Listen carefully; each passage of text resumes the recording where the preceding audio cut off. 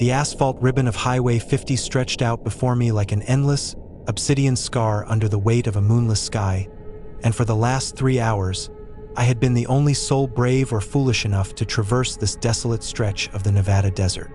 I remember checking my clock at exactly 2:14 a.m., feeling the familiar, heavy burn of exhaustion behind my eyes while the hum of the engine vibrated through my fingertips and settled into my bones.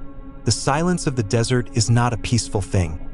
It is a predatory silence that swallows the sound of your tires and makes you feel like the only living thing left in a world made of sand and ancient stone. I reached for my lukewarm coffee, but as I tilted the cup back, my eyes flicked habitually to the rearview mirror, and my heart skipped a rhythmic beat because 2 pinpricks of cold, white light had appeared on the horizon behind me. At first, I told myself it was just another traveler, perhaps a long-haul trucker or someone like me, trying to outrun their own thoughts in the middle of the night, but as 10 minutes bled into 20, a cold knot of unease began to tighten in my stomach. The light stayed at a perfectly fixed distance, never gaining ground and never falling back, mirroring every slight increase and decrease in my speed with a mechanical precision that felt deeply unnatural. I accelerated from 60 to 75 miles per hour, feeling the car strain against the rising wind. Yet those 2 white eyes remained anchored in the center of my mirror, staring back at me with a silent, unwavering intensity. Who stays at that exact distance for 30 miles on a road with no other traffic? And why hadn't they attempted to pass me when the passing zones were clearly marked by the broken yellow lines under my headlights? The curiosity turned into a sharp, jagged edge of fear when I realized that the driver behind me wasn't using their high beams, yet the glow of their lights seemed to illuminate the interior of my car in a way that felt invasive and voyeuristic. I could see the silhouette of my own headrest and the frantic tapping of my fingers on the steering wheel, and I felt as though I were being examined under a microscope by an apex predator that was simply waiting for me to tire out. I decided to test them by slowing down significantly, bringing my needle down to a crawling 40 miles per hour, expecting them to finally grow impatient and roar past me into the darkness. Instead, the white eyes slowed in perfect synchronization, maintaining that haunting gap of 50 yards, and I realized with a jolt of terror that I wasn't just being followed. I was being herded towards something. I looked at my phone, hoping for a single bar of signal to call for help or even just to hear a human voice, but the screen showed a mocking "no service" across the top, reminding me that I was at least 80 miles from the nearest town. The road began to wind through a series of steep, jagged canyons where the walls of rock rose up like cathedral pillars on either side, cutting off what little light the stars provided and leaving me trapped in a narrow corridor of stone. My mind began to spiral with questions that I couldn't answer, such as who could be behind that wheel and what kind of person spends their night haunting a stranger on a desert highway without ever making a move. Were they waiting for me to run out of gas, or were they waiting for the moment my eyelids finally grew too heavy to fight the exhaustion that was now screaming through my nervous system? The predator finally broke the stalemate when we reached a long downhill grade that led into a sharp, hairpin turn overlooking a sheer drop into a darkened ravine. Suddenly, the white eyes behind me flared with a blinding, aggressive brilliance as the driver engaged their high beams, flooding my mirrors with a wall of white light that instantly seared my retinas and turned the world into a blur of silver spots. I squinted, trying to find the edge of the road, but the glare was so intense that I couldn't distinguish the asphalt from the gravel shoulder, and I felt the car begin to fishtail as I panicked and slammed on the brakes. The vehicle behind me didn't slow down this time. Instead, I heard the sudden, terrifying roar of a high-performance engine as they accelerated, the sound echoing off the canyon walls like a thunderclap in the still night air. I felt the heavy, metallic thud of their bumper tapping mine, a calculated nudge that was clearly intended to send me spinning off the edge of the cliff and into the abyss below. My tires screamed against the pavement as I fought to regain control, my muscles locking in a desperate struggle to keep the steering wheel straight while the shadow of the larger vehicle loomed over me like a titan. Through the blinding light and the chaos of the moment, I caught a fleeting glimpse of the driver's face in my side mirror, or rather, the lack of a face, as they wore a smooth, featureless mask that reflected the dashboard lights in a way that made them look like a hollow shell. They weren't trying to pass me or rob me. They were playing a game where my life was the only stake, and they were enjoying the sight of my escalating terror through the glass. Desperation lent me a sudden, sharp clarity, and I remembered a small, unmarked runaway truck ramp I had passed on this route a year prior, located just after the bridge at the bottom of the canyon. I forced myself to floor the gas pedal, the engine whining in protest as I pushed the car to its absolute limit, feeling the frame shake and rattle as the speedometer climbed toward 100. The Stalker stayed glued to my rear, their lights still blindingly bright, but I didn't look at the mirror anymore. I kept my eyes fixed on the white line on the right side of the road, counting the seconds until I saw the sign for the gravel pit. As the bridge loomed ahead, I waited until the very last possible millisecond. Then I cut the wheel hard to the right and slammed on my emergency brake, sending my car into a violent, controlled skid into the deep, loose gravel of the safety ramp. The stalking vehicle, caught off guard by my sudden maneuver and carrying too much momentum to react, roared past the entrance of the ramp with a deafening screech of tires that couldn't find purchase on the slick asphalt. I watched through a cloud of dust and flying gravel as the dark SUV veered wildly, its rear end swinging out as the driver tried to overcorrect the turn I had forced them into. With a sickening sound of rending metal and snapping wood, the vehicle crashed through the flimsy guardrail at the far end of the bridge, its headlights cutting two long, arc-like paths through the air before they vanished into the darkness of the ravine. I sat in the deafening silence of my own cabin, my chest heaving and my hands shaking so violently that I could barely turn the key to kill the engine. I stayed in the car for what felt like hours, staring at the spot where the lights had disappeared, waiting to see if the eyes would rise again from the depths of the canyon. The desert returned to its predatory silence, but the weight in my chest had finally begun to lift as the first gray fingers of dawn started to creep over the eastern peaks. I was alive, and for the first time in 300 miles, the rearview mirror showed nothing but the empty, honest road behind me. I waited until the sun had fully crested the horizon before I dared to put the car in gear and drive toward the nearest police station, never once looking back at the shadows that still lingered in the cracks of the earth. The air inside the distribution center always smelled of dry cardboard and industrial floor wax, but at 3 o'clock in the morning, the scent seemed to sharpen, turning into something cold and metallic that clung to the back of my throat. I was halfway through my 12-hour shift, operating a reach truck in the farthest corner of Zone Sector 7, a place where the overhead lights frequently flickered and groaned as if the building itself were exhausted from the weight of its own silence. This warehouse was a sprawling labyrinth of steel racking that reached 30 feet toward the corrugated ceiling, and when you were deep inside the aisles, the rest of the world ceased to exist, leaving you alone with the rhythmic hum of the machinery and the feeling of thousands of tons of inventory pressing down on you from every side. I had worked this job for 3 years, and I was used to the isolation, but tonight was different because every time I turned a corner into a new row, I felt a heavy, focused gaze drilling into the side of my head.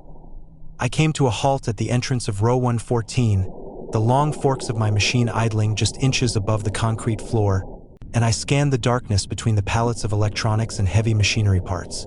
The shadows here were thick and distorted, cast by the dim safety lights that swayed slightly in the draft from the ventilation system, and for a moment, I thought I saw a pair of eyes reflecting the orange glow of my strobe light from deep within the racking. It wasn't the dull reflection of a cat or a stray animal. It was the unmistakable glint of human eyes, positioned about 5 feet off the ground, peering through a small gap between 2 crates of industrial cooling fans. I felt a sudden, icy jolt of adrenaline shoot through my limbs, making my hands shake as I gripped the steering tiller, because there was no reason for any of my coworkers to be on foot in this sector, especially not crouched silently in the dark. I called out a greeting, my voice sounding thin and brittle against the vastness of the warehouse, but the only response was the distant, mechanical thud of a sorting belt 2 miles away at the other end of the facility. I waited, my breath hitching in my chest, watching that tiny gap in the crates, but the eyes didn't blink and they didn't move. They simply remained fixed on me with a terrifying, predatory stillness that made my skin crawl. I decided to back the reach truck out of the aisle, my mind racing with the memory of the security briefing we had received just 2 days ago about a former employee who had been fired for erratic behavior and had made specific, violent threats against the night shift staff. Could he have found a way past the perimeter fence and hidden himself in the one place where the security cameras had a notorious blind spot? As I reversed the machine, the low-frequency hum of the motor seemed to amplify the silence around me, and I noticed that the eyes followed my movement, shifting through the gaps in the racking as if the person were walking parallel to me on the other side of the steel beams. Every time I passed a vertical support pillar, the eyes would vanish for a fraction of a second only to reappear in the next opening, maintaining a perfect, haunting synchronization with my pace. I began to sweat despite the chill of the warehouse, my shirt sticking to my back as the realization set in that I was being hunted in a steel forest where my stalker knew the layout just as well as I did. I needed to get to the main office, which was a 10-minute drive on the slow-moving industrial vehicle, but the path was blocked by a series of narrow intersections where anyone could step out from behind a pallet and cut me off before I could react. I picked up my radio to alert the floor supervisor, but as soon as I pressed the button, all I heard was a thick, distorted static that sounded like someone was intentionally jamming the frequency from a nearby handset. The hair on my arms stood up as I realized that this wasn't a random encounter. This was a calculated, deliberate ambush by someone who had planned for every contingency, including my ability to call for help. I pushed the throttle to its maximum setting, the reach truck lurching forward as I bypassed my intended route and headed for the emergency exit at the rear of Sector 7, hoping the heavy steel door wouldn't be chained shut for the night. Behind me, I heard the unmistakable sound of a heavy metal object being dragged across the concrete, a slow and rhythmic scraping that echoed through the empty rows like the sharpening of a blade. The scraping sound grew louder, indicating that the intruder had abandoned their stealth and was now moving with a frantic, desperate speed to catch up to the slow-moving machine I was piloting. I looked over my shoulder and caught a glimpse of a tall, gaunt figure dressed in dark work clothes, their face obscured by a grime-streaked hood, but their eyes were wide and wild, reflecting the strobe light with a feverish intensity. They were holding a long, rusted pry bar, and as our eyes met, they let out a low, guttural laugh that was devoid of any sanity or mercy. I knew that if they managed to jump onto the back of the open cabin truck, I would be trapped with nowhere to run, so I made a split-second decision to use the environment to my advantage. I steered the truck toward a section of row 118 where we kept the oversized rolls of industrial plastic wrap, which were stacked precariously high on the upper tiers. As I rounded the corner, I swung the heavy forks of the machine outward, intentionally clipping the base of a damaged wooden pallet that supported a 2,000-pound load of heavy steel piping. I felt the impact vibrate through the chassis of the truck, and as I accelerated away, I heard the terrifying groan of twisting metal followed by the thunderous roar of the racking collapsing behind me. A wall of steel and heavy timber crashed down into the aisle, creating a massive, impassable barrier of debris just as the stalker reached the intersection. The sound was deafening, a chaotic symphony of crashing metal and shattering wood that filled the warehouse and finally triggered the automated seismic alarms. I didn't stop to look back. I drove the truck through the emergency exit, the alarm bells screaming in my ears as I burst out into the cool, night air of the loading docks.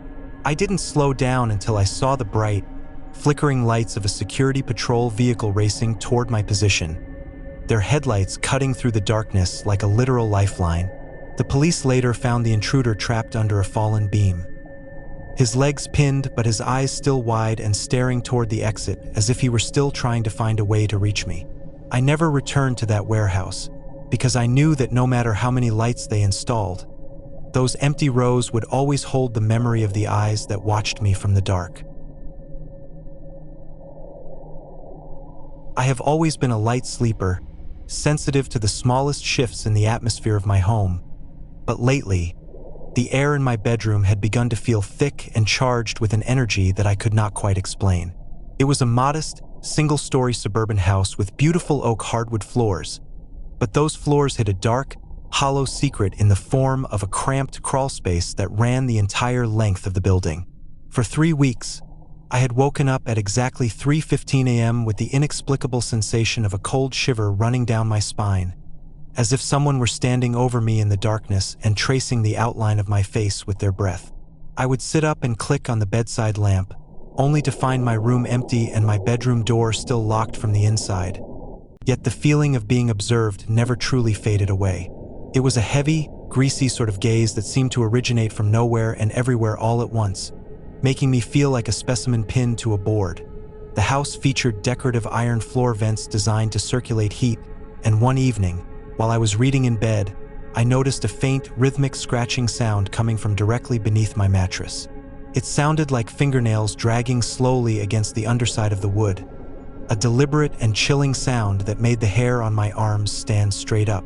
I leaned over the edge of the bed to peer through the slats of the vent, and for a split second, my heart stopped beating entirely because I saw a flicker of movement in the shadows below. It wasn't a rat or a stray animal. It was the distinct, wet glint of a human eye staring back at me from the darkness of the crawl space, located just inches away from my own face. The eye didn't flinch or pull away when I looked at it. It simply remained fixed on mine, wide and unblinking, filled with a terrifying sort of hunger that made my stomach churn with a sudden, violent nausea. I scrambled back against the headboard, my breath coming in short, ragged gasps as I realized that someone had been living under my feet, watching my life through the narrow iron grates of the floor vents for God knows how long. The realization of my vulnerability was a physical weight, a crushing pressure that made it hard to think as I stared at the vent, waiting for the eye to reappear or for the floorboards to give way. Who was this person, and how had they managed to slip into the narrow space beneath my home without me ever noticing a broken lock or a forced entry? I realized with a surge of panic that the crawl space had several access points, including a small hatch in the back of my pantry and another in the floor of my walk-in closet, meaning the intruder could emerge into my living space at any moment. I reached for my phone on the nightstand, but the silence of the house was suddenly shattered by the sound of something heavy dragging itself through the dirt and gravel beneath the floor. I could track their movement by the muffled thuds and the creaking of the joists as they moved from the bedroom toward the kitchen, heading directly for the pantry hatch. They weren't hiding anymore. The discovery had stripped away their need for stealth, and now they were moving with a frantic, desperate speed that suggested they were finished being a passive observer. I knew I couldn't reach the front door without crossing the hallway that passed the pantry, and the thought of the hatch swinging open just as I ran past it made my blood turn to ice. I grabbed a heavy glass lamp from my desk, the only weapon I could find in my immediate reach, and I stepped out into the hallway, my bare feet silent on the cold wood. The house felt like a different place now, a maze of potential ambush points where every shadow held the possibility of a reaching hand or a staring eye. As I approached the kitchen, I heard the unmistakable metallic click of the latch on the pantry floor being turned from the underside, followed by the slow, agonizing groan of the wooden door being pushed upward. I ducked behind the kitchen island, my heart pounding so hard I was certain the intruder could hear it, and I watched as a pale, dirt-stained hand emerged from the hole in the floor. The man who climbed out was gaunt and hollow-cheeked, his skin the color of old parchment from months spent away from the sun, and his clothes were tattered and caked with the gray dust of the crawl space. He stood in my kitchen, sniffing the air like a wild animal, his eyes darting around the room with a manic intensity that told me he had long since lost his grip on reality. He held a small, rusted screwdriver in one hand, and as he turned toward the hallway where I had just been standing, I saw a stack of my own Polaroid photos tucked into his waistband. Photos he must have taken of me while I was sleeping, reaching up through the vents to capture my image. The violation felt like a physical blow, a disgusting intrusion that replaced my fear with a cold, sharp spark of protective rage. He began to move toward my bedroom, his movements jerky and unnatural, and I knew that if I didn't act now, he would trap me in the corner of the house with no exit. I didn't give myself time to second-guess the decision. I stepped out from behind the island and hurled the heavy glass lamp with every ounce of strength I possessed. The lamp caught him squarely in the side of the head, the glass shattering with a brilliant spray of fragments that sent him reeling back toward the open pantry hatch. He stumbled, his boots slipping on the smooth hardwood, and with a strangled cry of surprise, he fell backward into the dark void he had emerged from. I didn't wait to see if he was getting back up. I ran to the pantry and slammed the heavy wooden hatch shut, sliding the deadbolt into place and dragging my heavy kitchen table over the top of it to ensure it stayed closed. I could hear him screaming and thumping against the wood from below, his voice a muffled, distorted howl of rage, but the barrier held firm. I grabbed my keys and ran out the front door, not stopping until I was in my car with the doors locked and the engine roaring to life.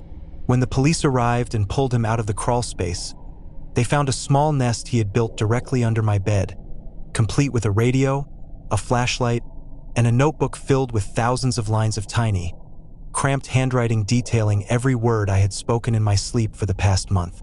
I moved out the very next day, but even now, in my new apartment, I find myself checking the floor vents every single night, forever haunted by the memory of the eyes that watched me from below.